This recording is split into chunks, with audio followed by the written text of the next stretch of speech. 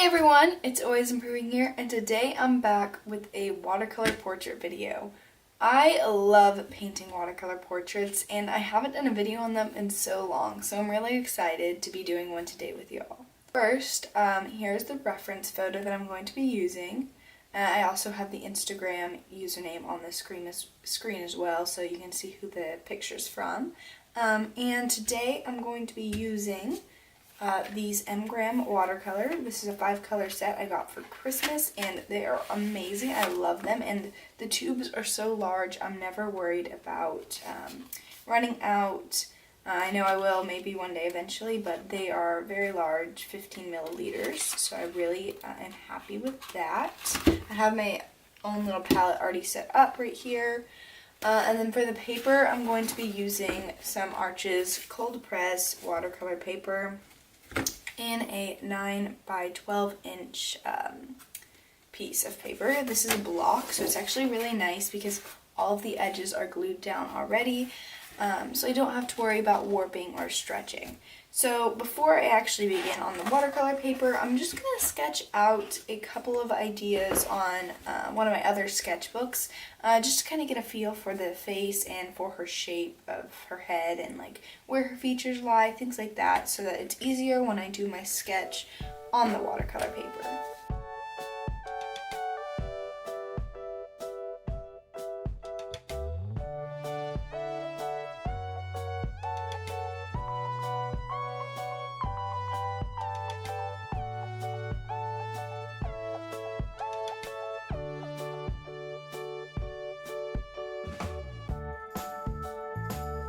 So now that I've got these sketches down, kind of got a feel for it, I'm going to put this to the side so I'll be able to see it, but I don't really need it that much for the actual watercolor painting, and get out my other supplies. So you've already seen the paper and these paints that I am using, but for the sketch on this watercolor paper, I will be using just some normal pencils, but also these watercolor pencils.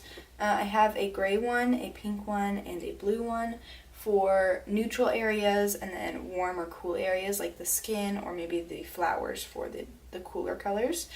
So yeah, the first thing I have to do is just going to be map out most of the image. So yeah, I'm just going to get started on that, and then we'll see you when I'm ready to start painting.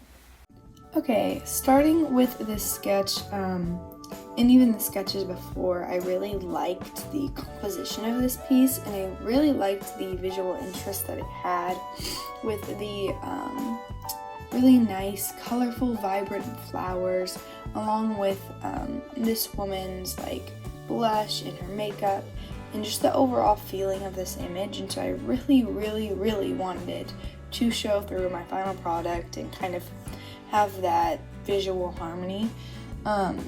So I was working really hard to try to do that and try to keep the image close to the picture, the reference photo. But I ended up actually going off from the reference photo in that I used different flowers, and this was because I kind of feel like I wanted to get a little bit better at flowers, so I was just kind of trying to make my own, really. This first layer of paint that I added after sketching it all out was kind of a skin tone.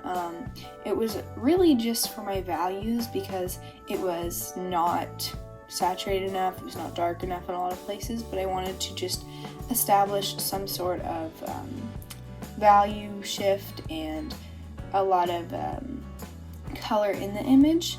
But again, I will do a lot more layers as we get into this. So yeah, that was the first thing I did, just kind of establish my values on this skin.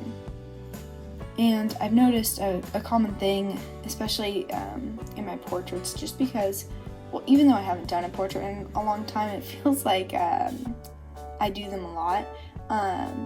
And for this piece, it was just reminded to me that usually when I do skin tones, I never add enough red to them. I feel like they're not saturated enough, especially with that first layer.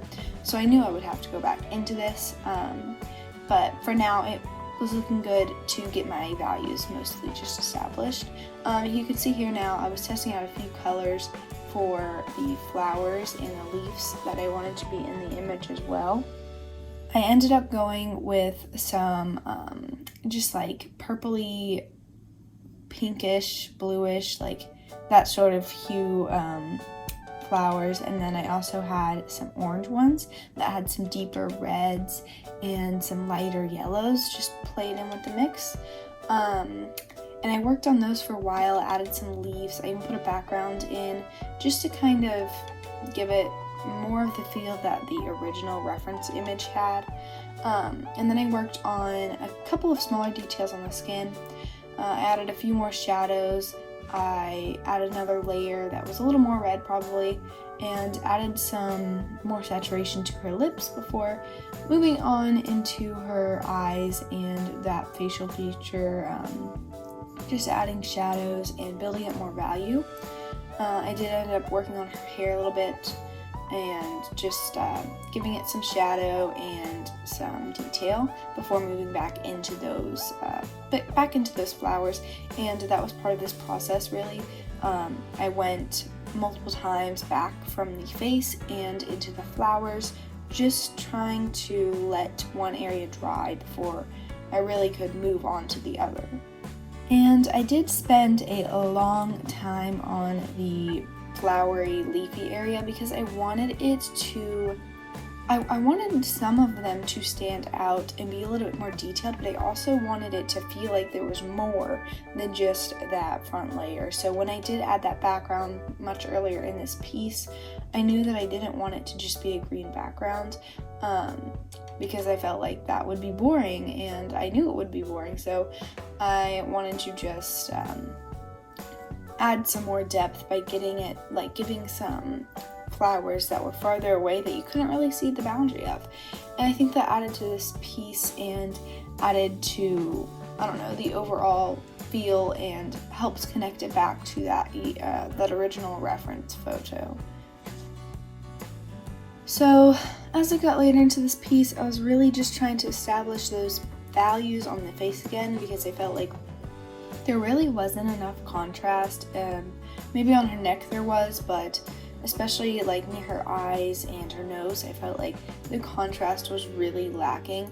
So I went in with some darker tones, darker shades, and kept layering them up, adding shadows where I saw fit, reapplying shadows where there already were to make them darker and add more contrast overall to this piece.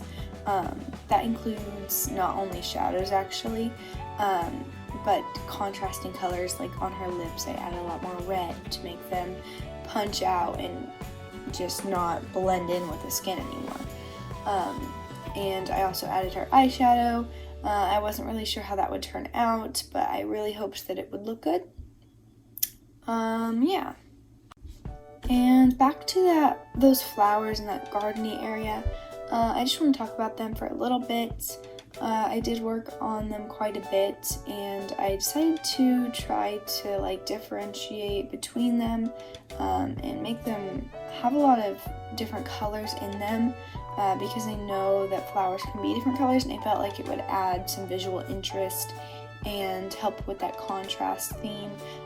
So I added redder shadows and more yellow highlights to the orange flowers, and then for the other ones, the purpler flowers, I added in each bunch there was a more cool toned and a more warm toned flower, and then a mix of the two, just again to add some contrast and some visual interest. Some of the details that I added during this stage on the face were the eyelashes. I added more detail to the eyebrows and also to the hair. The hair was actually a really fun shade to do for me, and I really enjoyed that. It was a nice dirty blonde color that I don't really paint that often, and I think it was fun to do. Right here you can see me adding a layer of red back on top of my painting. I felt this was very necessary, and actually it made a huge difference in the piece. I took some pictures before and after it, and it was completely different just from that one layer, and so I felt like that was really needed. And again, I just added some more shadows and contrast before calling this piece done.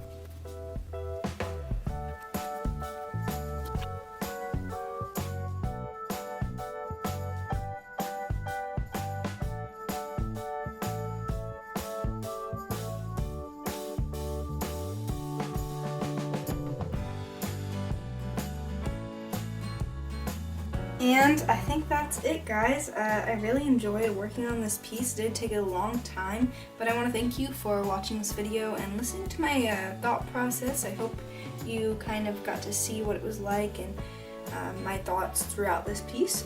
So I'm just going to sign this, and thank you so much for watching, and I hope that you'll stay tuned for my next videos. Bye!